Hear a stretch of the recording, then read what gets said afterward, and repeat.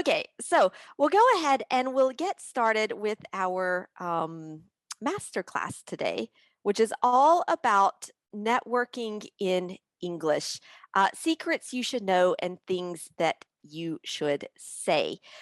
Because if you have been following me on LinkedIn, you've noticed that I've been sharing a few posts about networking, about small talk, about all of this, let's say, social aspect of doing business in English. And if you feel like networking and small talk it's difficult for you, you can be assured that you're not alone. If you've looked at some of the comments, you've seen almost everyone says that small talk and networking in English is a difficult exercise. So if that's you, you are in the right place, and glad that you're here. And hello, Marielle, as well. Good to see you also. So, what's on the program today?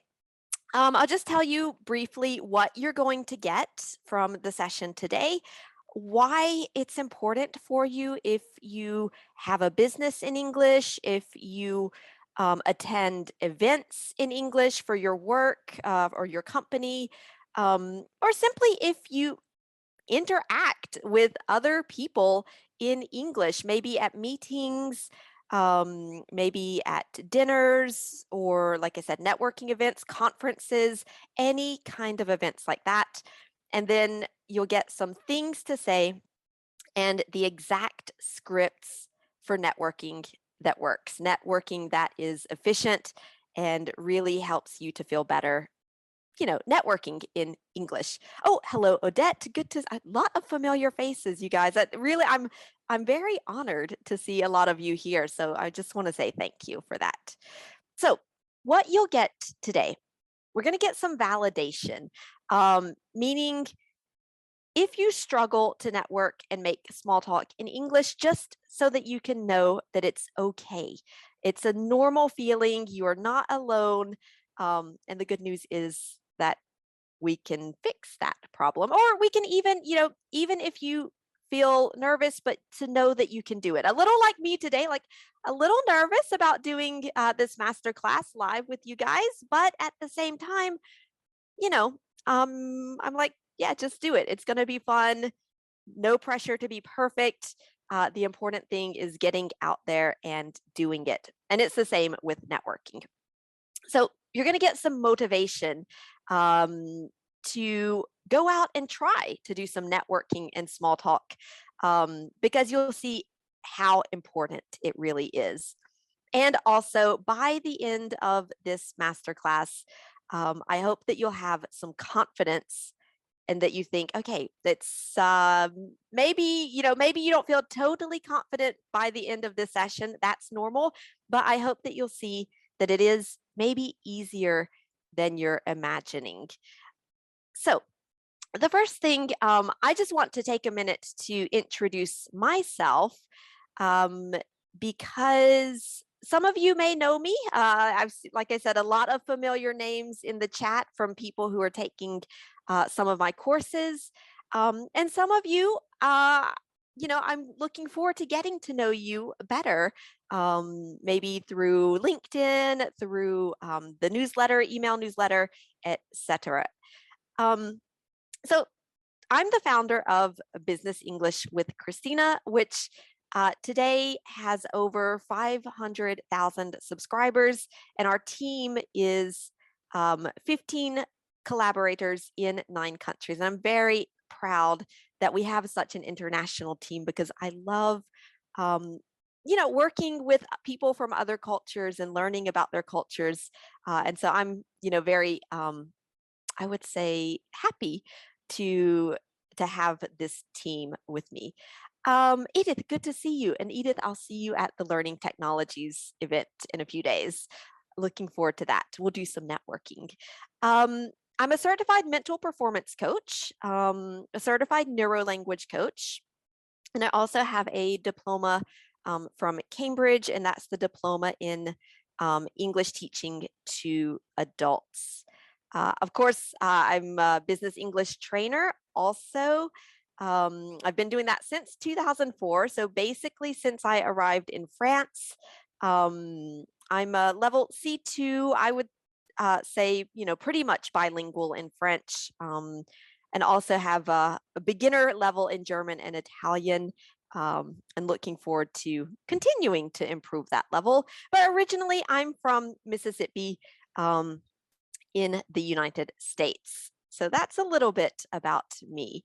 And Christelle, I see that you said, I hope this masterclass will help me find the trigger to network small talk even in my mother tongue. Yes, that's a very good point, Christelle.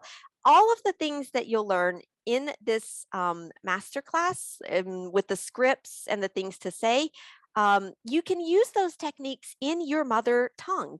Of course, the words will change from English and whatever your mother tongue is, but you can definitely use the techniques and adapt them to any language.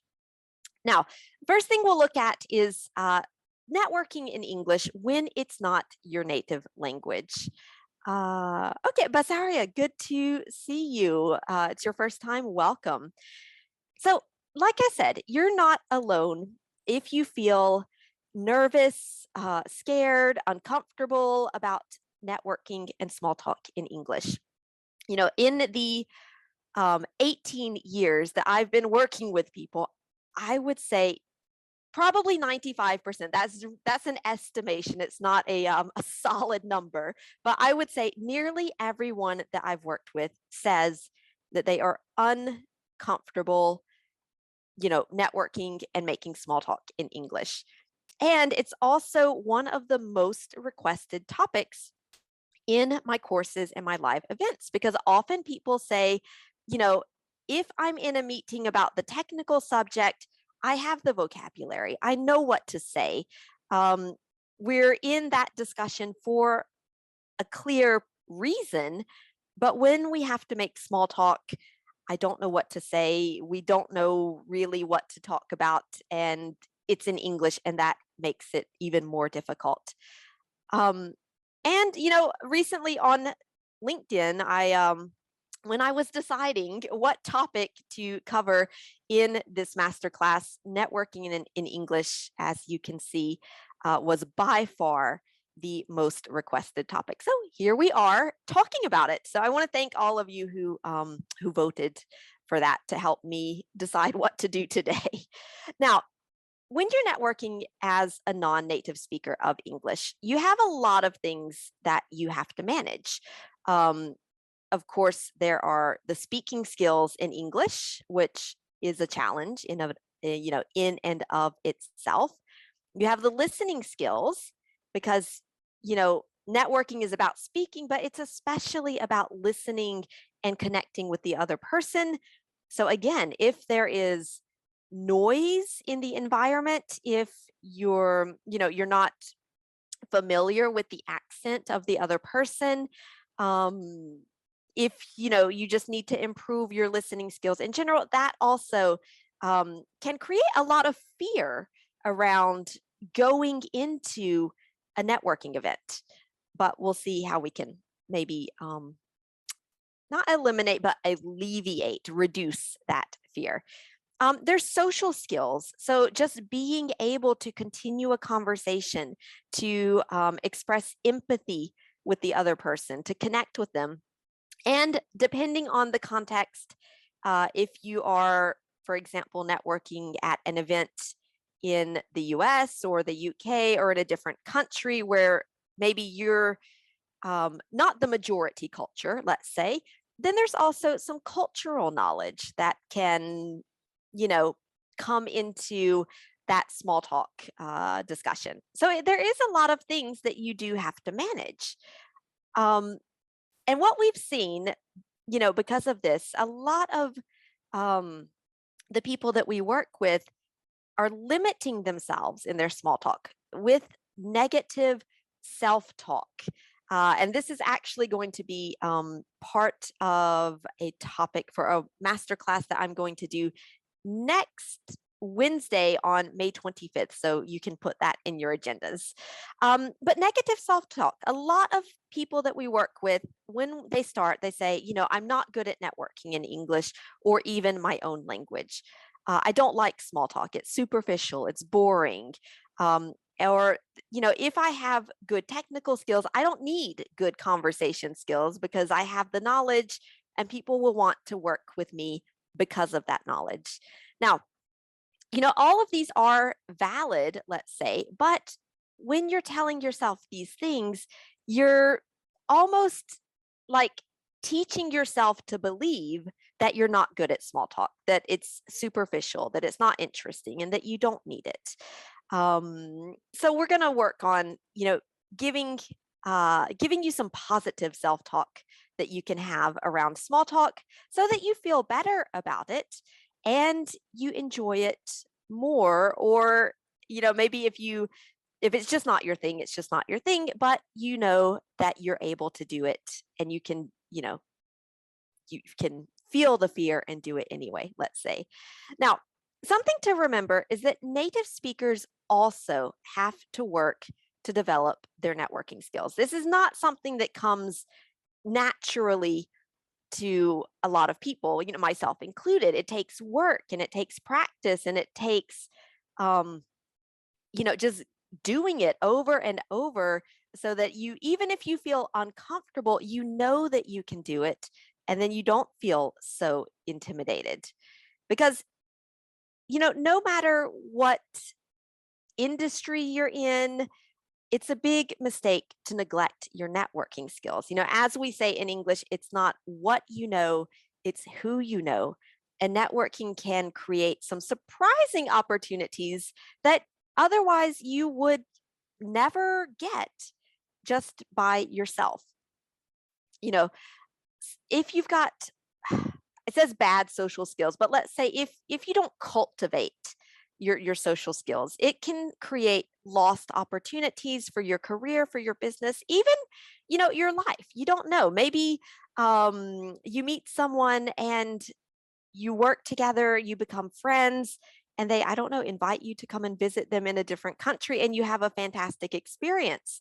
A very clear example of that, Maritza, in the chat, she is in Serbia, but before COVID, she invited me to come and to visit her in Belgrade. And so I got that experience of going and discovering this city and discovering her life in Belgrade and Serbian culture. And it was really a fantastic opportunity related to business, but also just for, personal, I would say personal pleasure, let's say.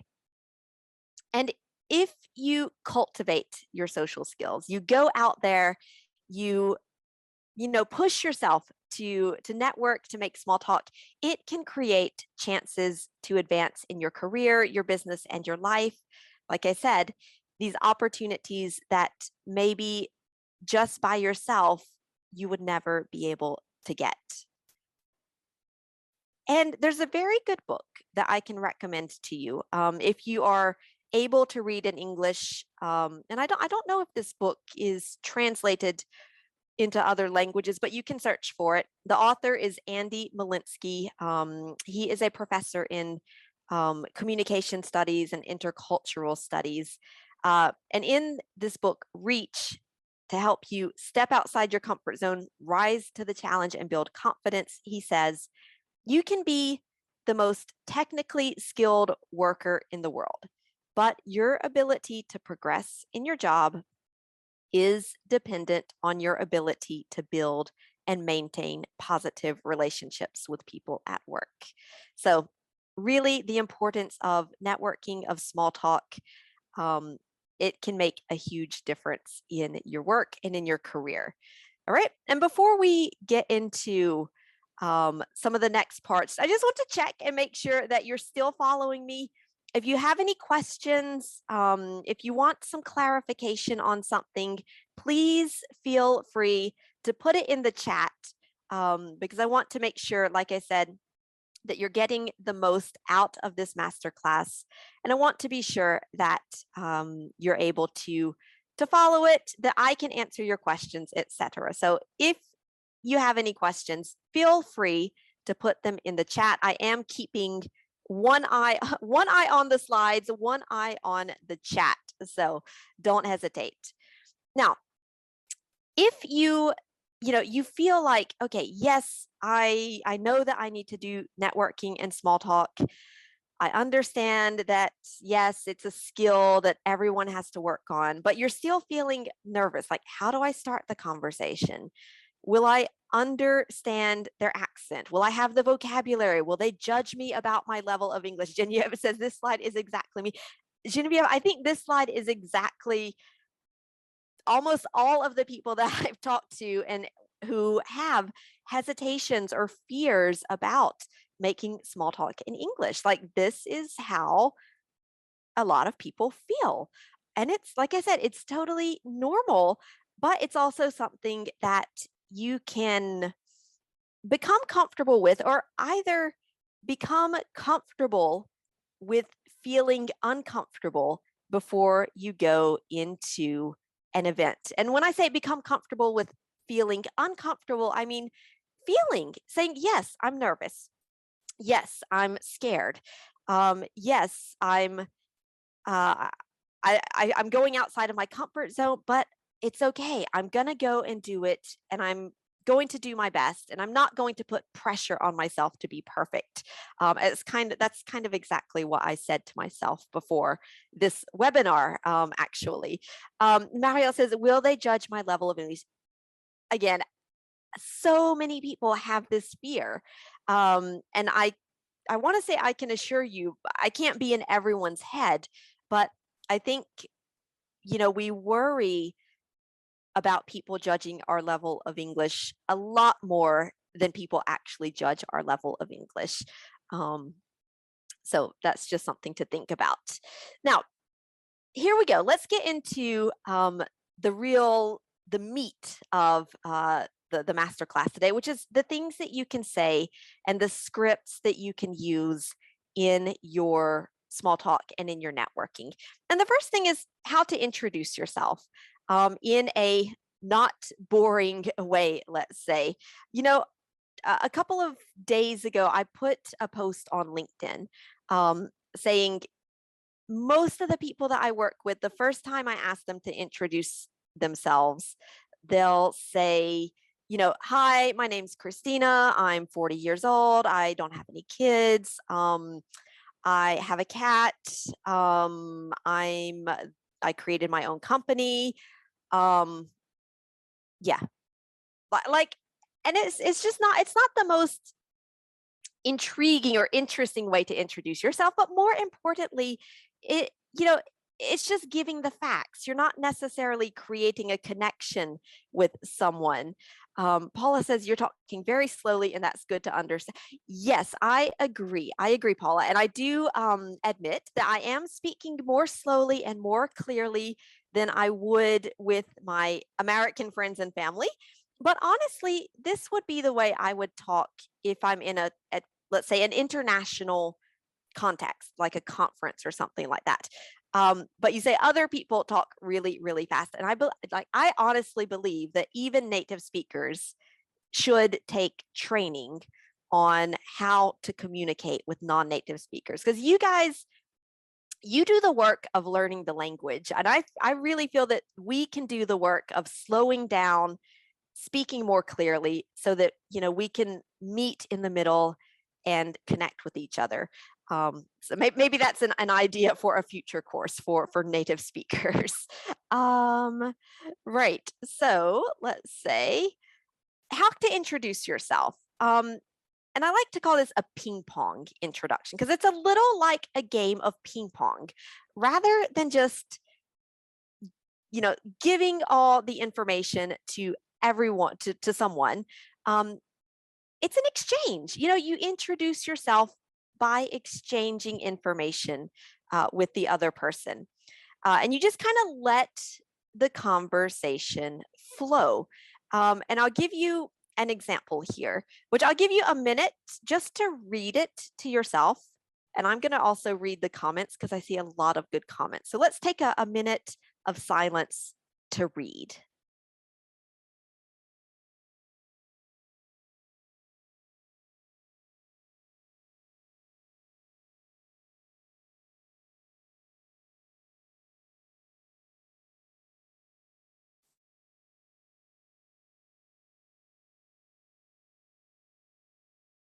Okay, great.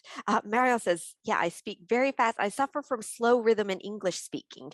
And I think I sound like an idiot. Now, I would say you probably do not. But also, one of the things I often tell students is what makes it difficult for you to understand native speakers is that one thing is that they speak very fast. So you know, often when you're speaking in English, you can slow down and it's actually better for communicating and understanding each other. Yes, maybe you're speaking a little more slowly than you would in your native language, but that's okay because when you're speaking more slowly in English, it's going to encourage the other person to slow down their rhythm of speaking. And also, it's going to help them perhaps to have a little extra time maybe to process, like to understand your accent. And it's okay if you have an accent. We all have accents. So it's okay if you're speaking slower than you do in your native language, and it's probably actually a good thing. So anyway, to get into our conversation, let's look at this conversation. So you can see we're going back and forth. Lisa introduces herself. I don't think we've met. I'm Lisa. Colin, very standard response. Nice to meet you. I'm Colin.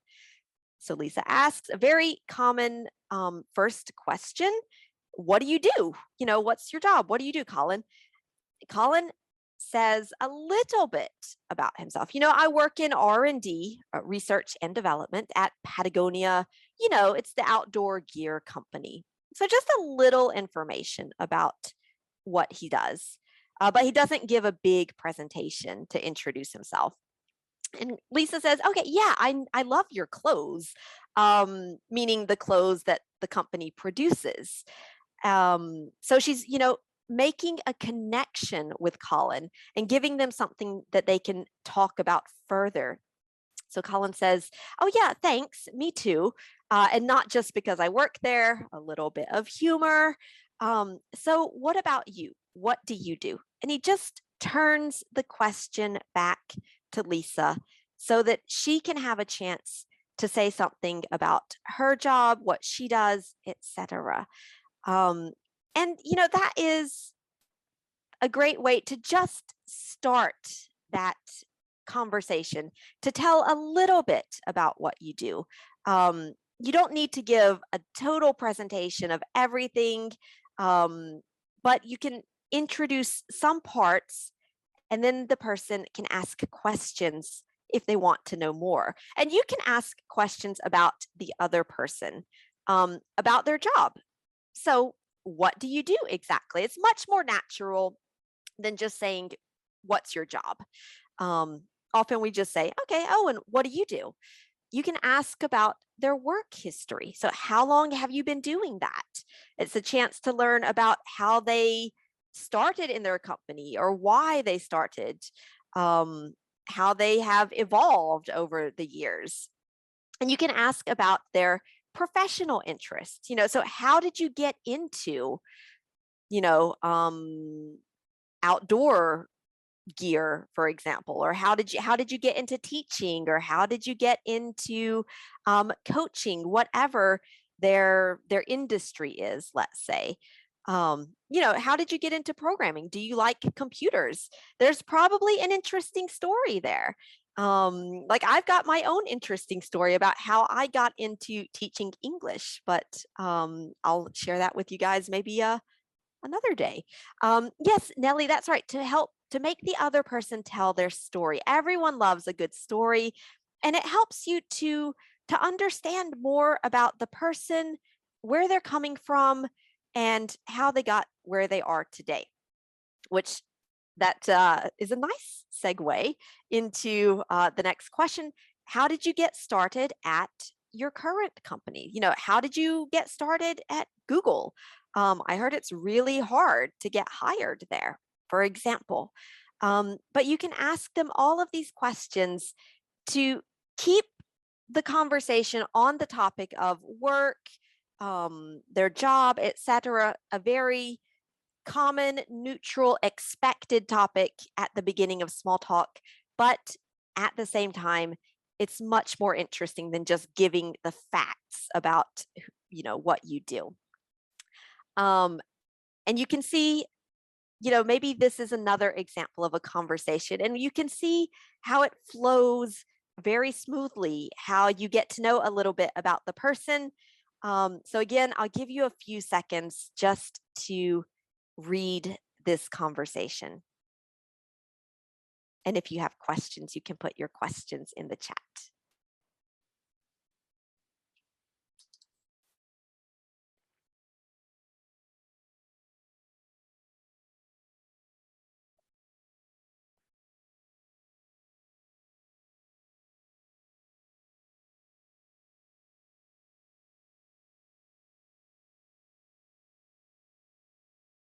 Okay, so we can listen to how this conversation would sound. And if you want, you can read along with the conversation or close your eyes and just listen to it. So let's imagine you're at a networking event. Someone says, okay, so what about you? What do you do? Oh, I actually have my own cosmetics company. So I do a little bit of everything, basically. Oh, wow. How long have you had your company? About 4 years now, but I've worked in cosmetics for 14 years. I used to work at Body Shop. Oh, well, how did you get started with your own company? Basically, I wanted to create products that were even more eco-friendly than Body Shop, like all organic, only natural ingredients, that kind of thing. So you can see that this conversation, it flows very smoothly. And it's also, you learn a lot about the person. You learn that they have their company, where they used to work in the past, why they created their company. And then it also tells you something about, their values and what they're interested in. And then you can take the conversation in so many directions. So, little recap, don't make a presentation. It's like ping pong. You can go back and forth, and you don't want to dominate the conversation, but share the speaking time. And also, and there's my cat who's just jumped on the table, by the way. Say hello to 16. You know, share the responsibility for continuing the conversation, because small talk, it takes two people to play the game. And that's how you can do it. Now, one of the more difficult challenges, let's say, when you're at an event, hi, the cat. Yes, that's my cat is now like circling my computer. So we'll see if she walks over my keyboard. Very possible. So the secret to joining a group conversation. This can be something that is very intimidating, but it's also, a good way to go into a conversation, at a networking event. Maybe you're not ready to go into a one-on-one conversation, but you want to go in and join a group. Now, how do you do that without being a little creepy, let's say? The first thing is just, if you see a group and they are having a conversation, just approach the group, but don't stand there silently for too long, just a little bit, so that everyone sees that you're coming into the group, and just say, hey, do you mind if I join you just to listen in? Most people will, accept that, though they'll maybe like open their circle a little bit so you can come into the conversation, and you can just stand there and listen for a little bit. Florian says, okay, thank you, Florian.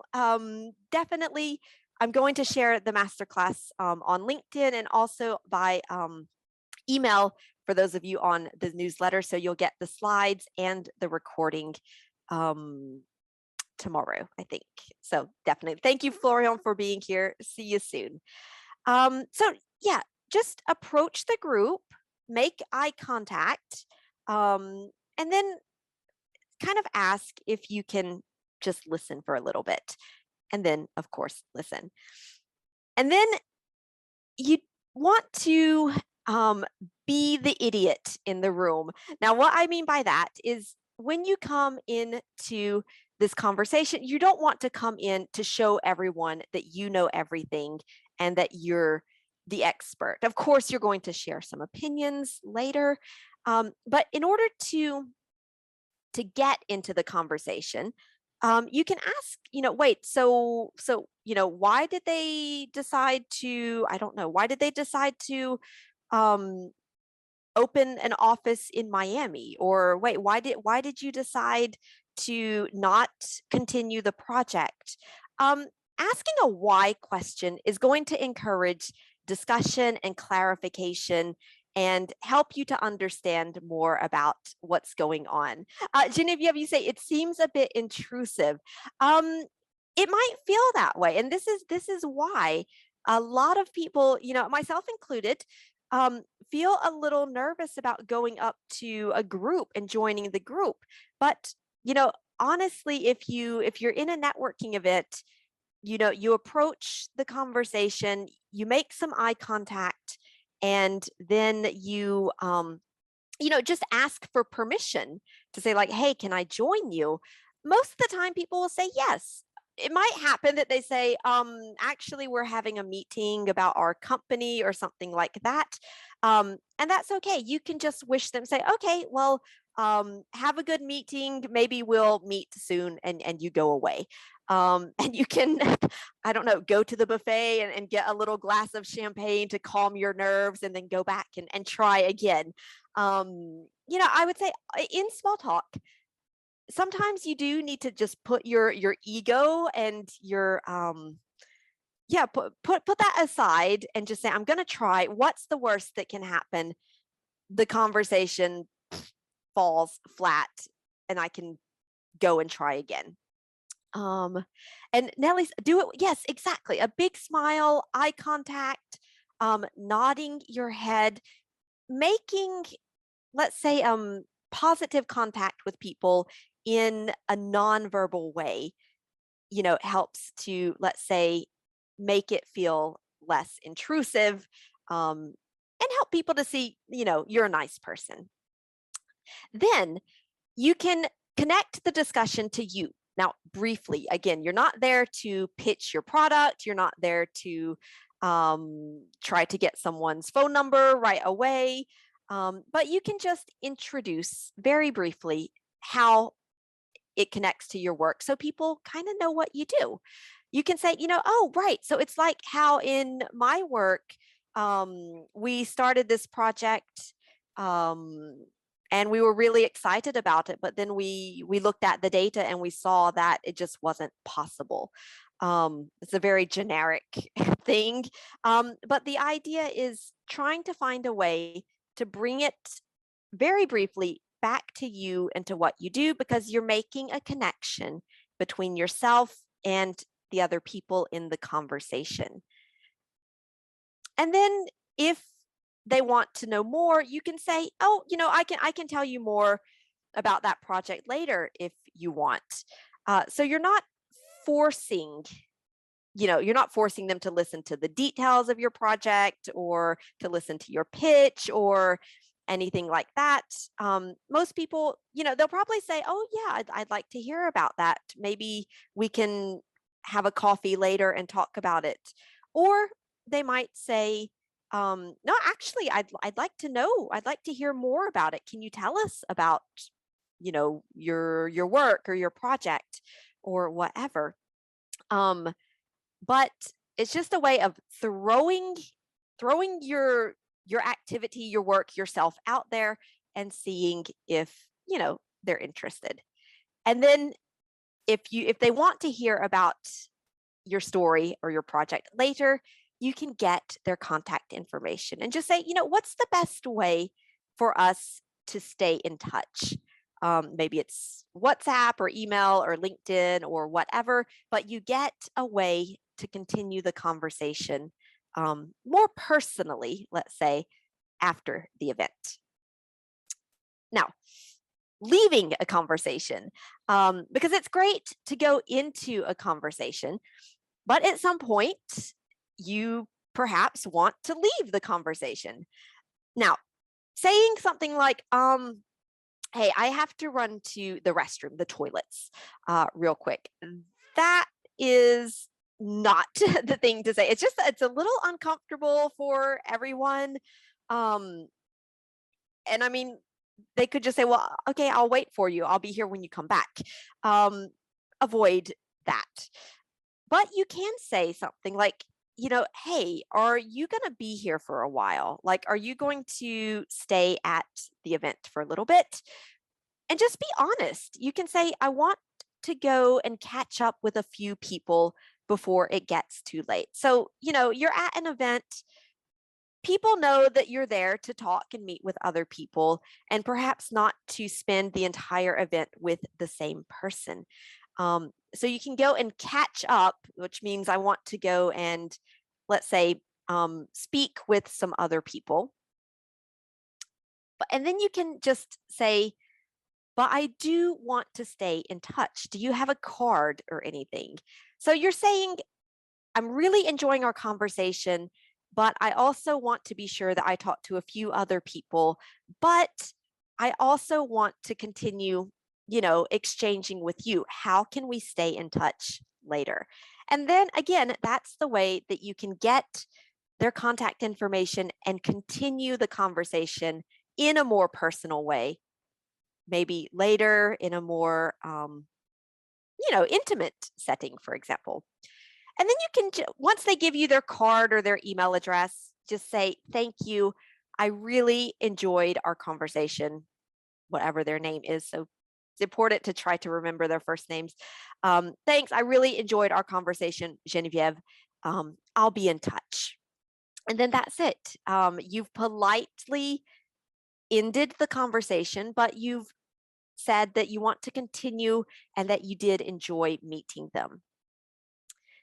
And if we're not interested in the person, then you can just say, let's go back, and just say, it was really nice meeting you. I want to go and catch up with a few other people before it gets too late.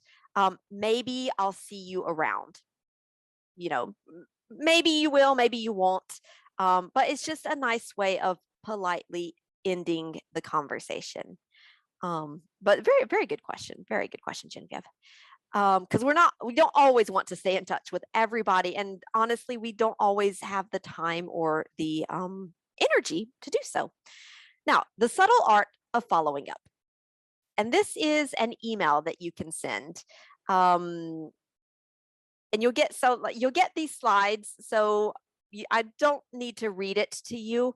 But you can take this, you can copy it, and then you can modify it to be relevant to your situation, adding your first name and last name and the context of your meeting so they can remember who you are, where you met. Remind them of the conversation. Remind them that you remember something about them, because we're always impressed when someone remembers something about us. And that makes a good impression.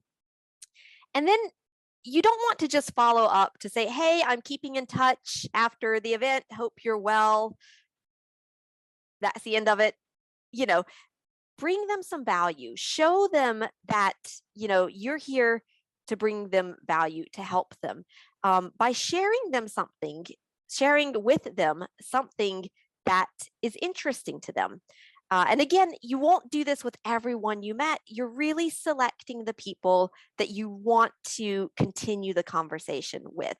A few good connections are better than many superficial connections. And then just close your email with an invitation to come back and continue the conversation. And Nellie, yes, you are very welcome. I find that these templates and scripts really can make a difference in your confidence. And you've got an example of what this email might look like. If I were writing it to someone I meet at the Learning Technology Salon, which I'm going to on Wednesday. So, if you're there, you might get an email like this from me, but you can use this template, of course, for your own emails. Now, when you're following up, you want to wait maybe a week or two after the event. If you follow up like during the event or even the day after the event, they're probably catching up on work that they didn't do during the event. So your email will probably get lost in the hundreds of emails in their inbox. So wait a little while and then follow up. Provide value. Like I said, don't just say it was nice talking to you. I hope we see each other soon.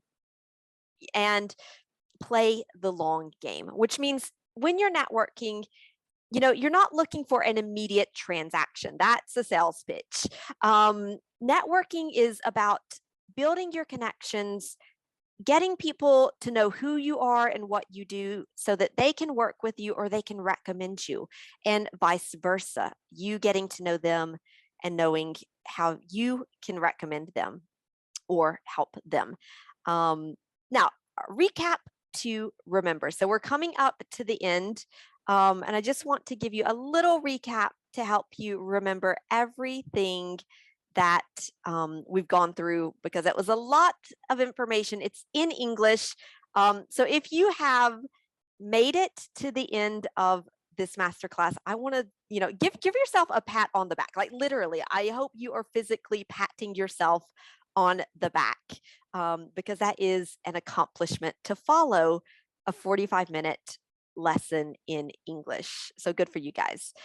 Remember, it's okay to feel not good at networking. You can fix that, or you can become okay with feeling uncomfortable and still having the courage to go and do it anyway. Like I say, feel the fear and do it anyway.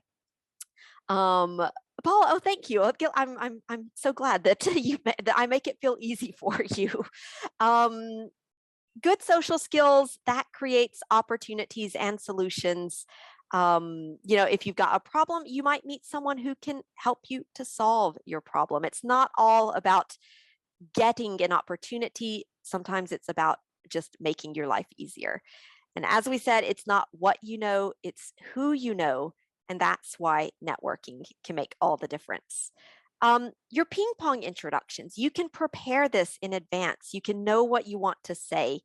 That can make you feel more confident. If you want to join a group conversation, go and ask permission to join. Don't just stand there silently.